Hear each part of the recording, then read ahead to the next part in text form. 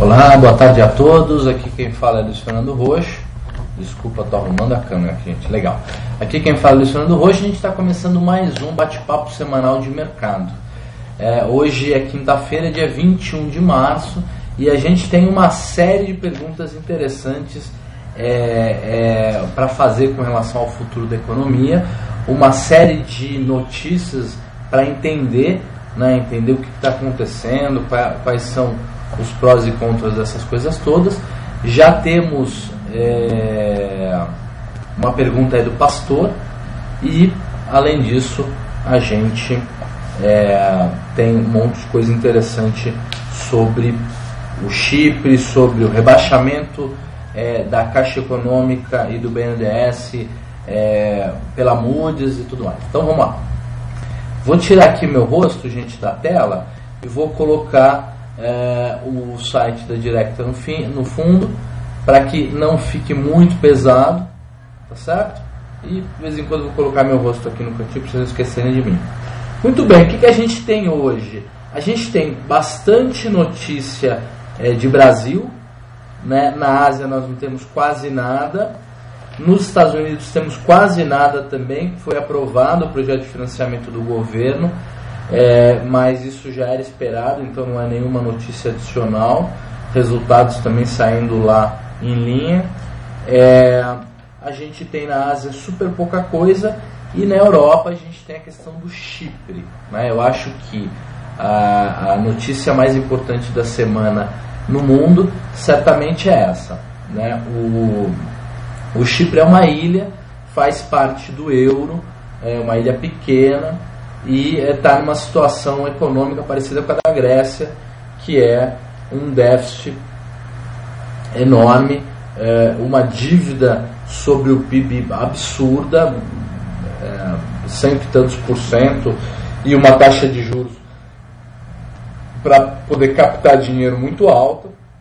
Isso faz com que, se você olhar o perfil da dívida, a quantidade que se deve, a quantidade de dinheiro que você produz através do PIB e a taxa de juros que você precisa pagar de remuneração para o investidor refinanciar essa dívida, ela infelizmente acaba impagável, né? A matemática tem umas coisas interessantes assim.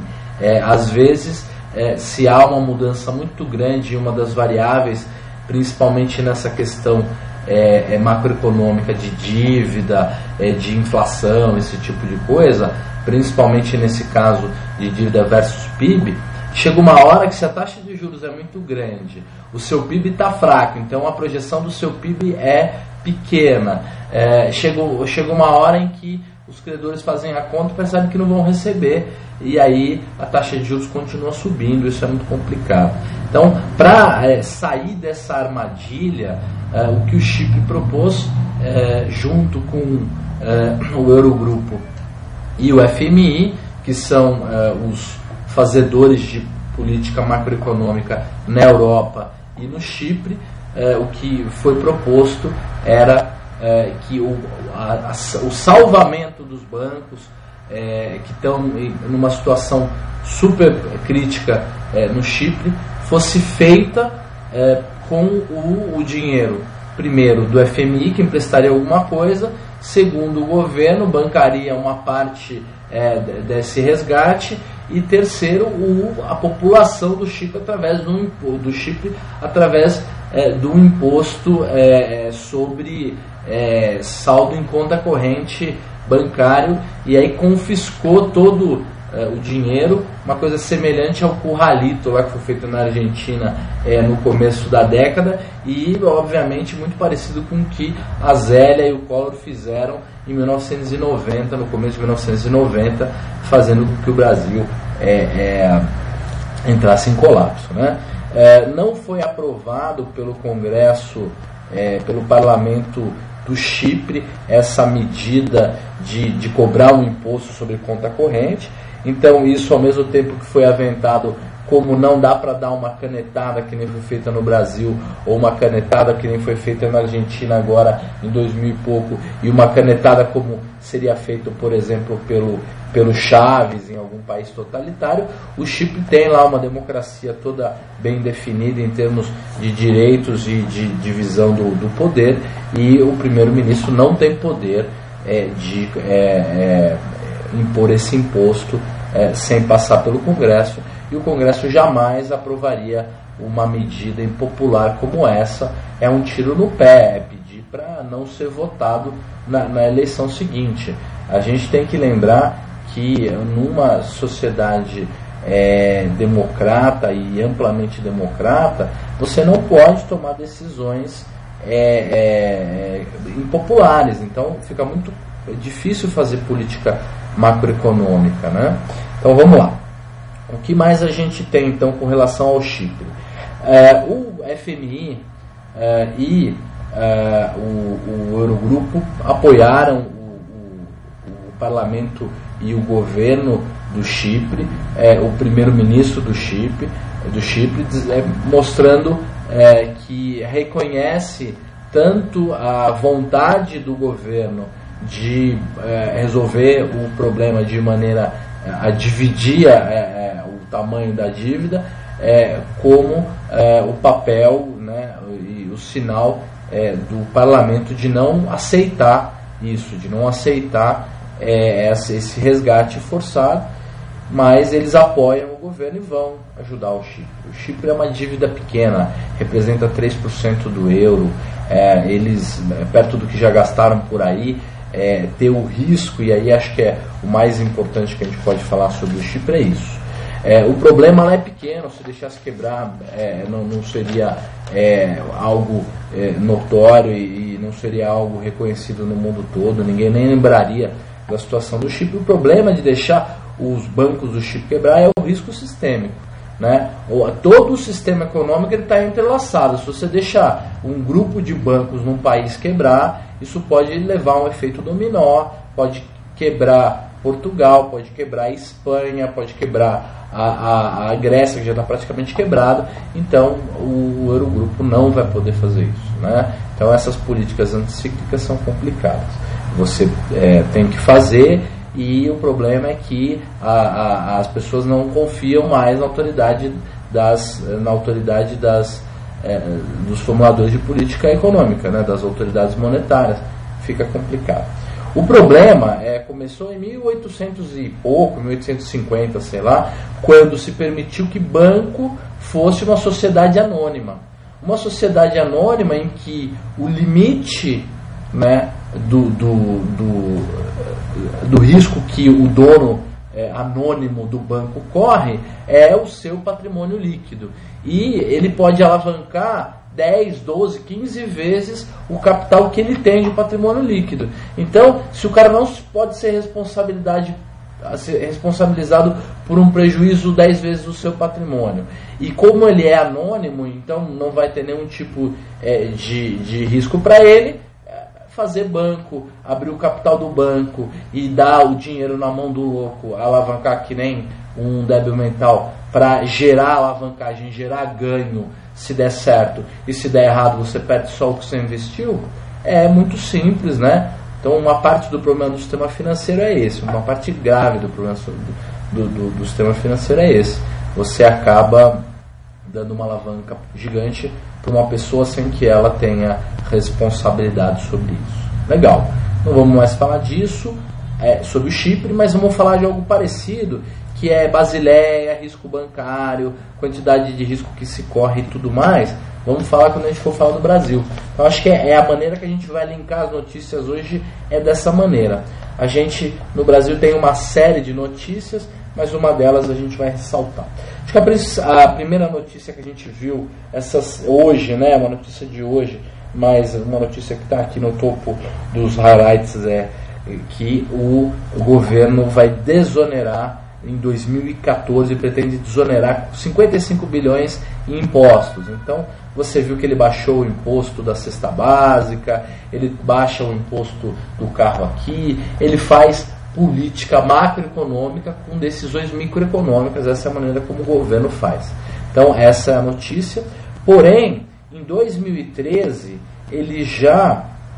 em 2012, a desoneração foi 46 bilhões, Em 2013 a desoneração vai ser 51 bilhões.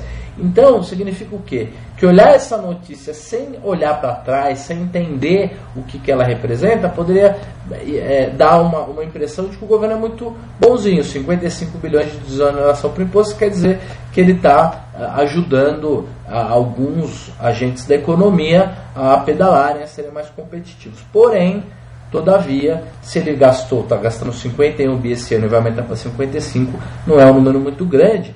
Ainda mais se você considerar que o BNDES, até agora, final de fevereiro, já emprestou desembolso do BNDES até fevereiro, 21 bilhões de dólares o BNDES já desembolsou. Então 4 bilhões de dólares que o governo vai baixar de imposto, perto do dinheiro que ele está distribuindo aí em empréstimo, é insignificante, né? Não tem nenhum juízo de valor aí, só para a gente mostrar os tamanhos. Então o BNDES fazendo um papel bem mais importante do que a desoneração dos impostos. Inflação, antes da gente falar da questão mais importante do Brasil, que é BNDES e Caixa são rebaixados na revisão da Moody's para nota B-, BB+, ele era A- e foi para BB+. Legal. Mas, então antes disso a gente vai falar primeiro IPCA acumulado dos últimos 12 meses está em 6,31, então ele está em 0,19% apenas abaixo do teto da banda. Existe uma chance significativa da gente de fato chegar aí então no final de 2013 muito perto desse topo da banda. Os itens que mais subiram foram alimentação, tipo arroz, feijão, cerveja também aumentou bastante. E porém agora nessa segunda semana de março está interessante porque pelo IPCA a gente tem o IPCA-FIP, a gente tem uma deflação. Então talvez a gente tenha batido na banda e comece a descer. Tomara que o governo volte até aquela sorte que ele tinha lá em 2002, 2003, 2004. Um pouco de sorte é bom também, né? O governo anda com bastante má sorte.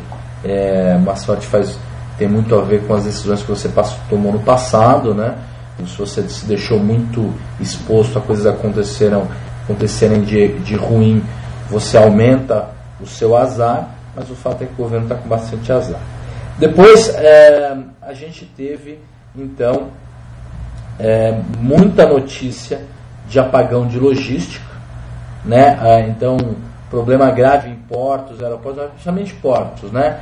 Com aquela foto daquela fila enorme de caminhões dando volta lá no Porto de Santos. Essa é a imagem da gente com o valor econômico, exame, saindo várias e várias reportagens mostrando como o custo para embarcar uma mercadoria, para exportar uma mercadoria ou para importar uma mercadoria no Brasil, os custos são no mínimo o dobro, né, aí do resto do mundo competitivo, tipo, praticamente o triplo do preço da China, né?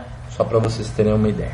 Legal. Depois tem algumas questões importantes. Acho que já podemos falar do BNDES da Caixa, então. Vou mudar aqui a ordem. Legal.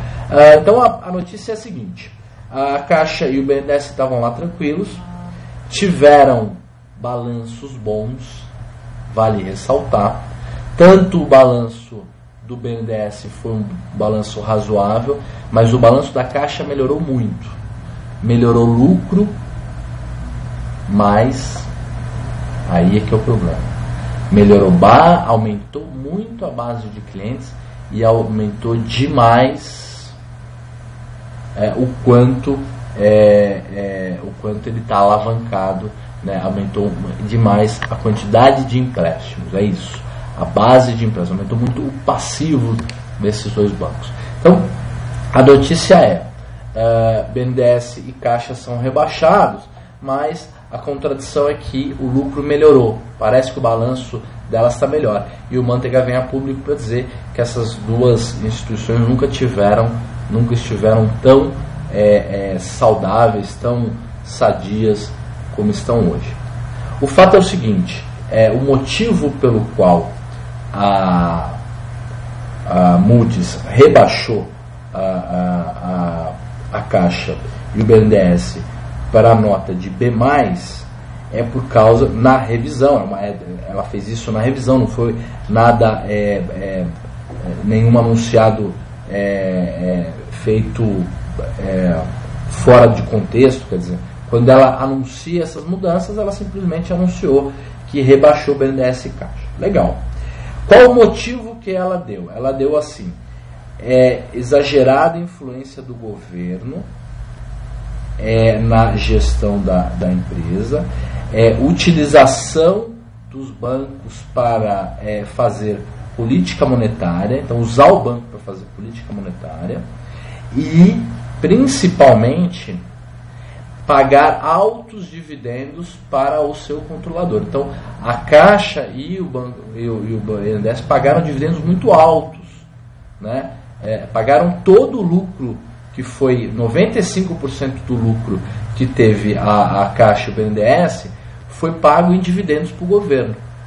E o que acontece? O caixa da Caixa Econômica e o caixa do BNDES diminuem. Só que se você aumenta a quantidade de empréstimos, se você empresta mais por aí, o seu passivo aumenta. E a sua base de patrimônio líquido diminui. Lembra lá das SAs da Europa, dos bancos do Chipre, que fazem alavancagem financeira? Então o que o governo está fazendo é o seguinte, aumentando enormemente a alavancagem financeira da Caixa e do BNDES. Porque está aumentando a base de empréstimo e diminuindo o patrimônio líquido. Significa que quanto mais alavancado está uma empresa, maior é o seu risco. Então é natural essa diminuição da nota, tinha que rebaixar mesmo, a segurança não é tão grande assim, e eles estão com uma postura tipo Eike Batista. Não se preocupa, a garantia sou eu. Eu estou alavancado 10 vezes na OGX, mas já chamo o petróleo, já montei um monte de empresa, eu sou bom de fazer isso, a 360 graus, e agora ele não está entregando. Então o risco é esse, o risco é o governo ter que nos próximos 2 ou 3 anos sanar tanto o BNDES quanto o Caixa, fazendo um rombo, né, mais um rombo aí nas suas contas, e aí lógico, emitindo dívida, aumentando dívida, e é por isso que a gente está tão mal frente ao resto do mundo. Legal, temos essa notícia, depois temos a notícia que o DI futuro aqui no Brasil, a taxa de juros, ela está apontando para cima. O DI de um ano está acima de 8,5%, e a própria pesquisa Focus, que é com os principais economistas fazendo as suas estimativas, já estima uma Selic para daqui um ano em 8,25%. Significa que tem muita possibilidade mesmo do governo ter que aumentar os juros. E aí, isso é ruim, isso é bom para a Bolsa? Essa é a pergunta. Na verdade, gente, eu acho que isso seria bom para a Bolsa. Isso é o que está na Exame hoje, o que vários economistas estão falando, que aumentar os juros não vai ser ruim para a economia nem para a Bolsa, porque é uma maneira do governo mostrar para o mercado que ele não é tão maluco assim, que ele pelo menos segue um pouco da regra e da lei da política econômica, que é quando você tem alta inflação, você precisa aumentar a taxa de juros para as pessoas gastarem menos. Isso desculpa, a gente deu uma travada. Isso é normal. Então, seria uma boa mensagem do governo aumentar um pouco a taxa de juros, do Banco Central principalmente. Eu acho que o Tombini quer fazer isso, o foco dele é a inflação. Então, pode ser que a gente tenha um aumento na taxa de juros e que isso não seja ruim, seja bom para a Bolsa. Legal. O que mais? Ásia, o que a gente teve para a Ásia? Pouca coisa. Estamos aí no final do nosso tempo. China. Chineses trocam soja brasileira por Argentina. Os chineses tem uma trading lá chinesa, ela estava importando 2 milhões de toneladas de soja, e aí, por atraso no porto, por custo de transporte para lá, ela cancelou a compra e fez a compra na Argentina. Isso é a competitividade brasileira, que realmente é muito baixa, né, o custo do Brasil. Depois, Bolsa de Tóquio, Bolsa japonesa fechando no nível mais alto dos últimos 4,5 anos. A gente vem cantando essa bola, né, já faz alguns meses, que é essa mudança da política econômica no Japão, com esse primeiro-ministro apoiando um incentivo à economia, incentivando, gastando dinheiro, fazendo política anticíclica, e mudou o presidente do Banco Central, que é um cara a favor disso, né? E aí eu acho que assim, temos as notícias da semana de mercado, para acabar aí o nosso bate-papo. Muito bem, a gente hoje está encerrando a Bolsa próximo de 55.600 pontos, e esse é o menor nível desde novembro. A performance da Bolsa na última semana foi assim: quinta-feira passada ela estava em 57.300 pontos, e hoje ela está em 55.700 pontos mais ou menos. Então é uma queda aí de 1.500, 1.600 pontos sobre 55 mil, é uma queda aí de uns 3,5%, nem 4%, né? E a gente teve 4 pregões de baixa nesse período e um único pregão de alta pouco. Então, de fato, a gente está numa tendência down, aí, de baixa, meio bearish. Aí. A gente vem sentindo isso mesmo, faz parte, mas essas coisas mudam de uma hora para outra. Uma hora a gente bate lá embaixo, o governo acerta 2 ou 3 medidas aí, a gente entra numa tendência que suba aí 10, 15%, alguma coisa assim. Isso não significa que o problema está resolvido, significa só que o Brasil muda um pouco de perspectiva frente à Bolsa. Agora, estrangeiros continuam extremamente vendidos em Bolsa, chegaram a 120 mil contratos algumas semanas atrás, diminuíram um pouco e agora estão vendidos em 140 mil contratos de Bolsa. Estão vendidos em 8 bilhões de reais em Bolsa, os estrangeiros, então, só para vocês terem uma ideia. E além disso, notícia de mercado para a semana, com essa desaceleração econômica e um pouco aí de medo das notícias do Chipre, a gente vem desde fevereiro com uma queda no preço do petróleo. Tinha dado uma estilingada um pouquinho no preço do petróleo, agora deu uma desacelerada, mas as notícias não são nem boas nem ruins. Eu acho que o mais interessante é que confiança na Europa melhorando nos principais países, Estados Unidos muito melhor, bem melhor mesmo. Aqui a gente está na mesma, né? Algumas notícias simplesmente como um retrato do que vem acontecendo. Então acho que é possível que a gente nem caia mais tanto, mas o fato é que a gente está numa tendência de baixa. Gente, ótimos negócios para vocês. Daqui 5 minutinhos a gente volta para falar de opções avançado. Quem não for acompanhar o bate-papo de opções avançado porque acha muito chato, então eu aguardo vocês na semana que vem. Uma última coisa é que tinha uma pergunta do pastor sobre São Paulo Downtown, que está caindo, se eu poderia dizer se é uma boa. Olha, a gente representa a Directa participou aí dessa distribuição, então eu nem posso dar nenhuma opinião sobre o assunto. Tá bom, pastor? Muito obrigado para todo mundo e até semana que vem com mais notícias, comentários e bate-papo sobre o mercado da semana.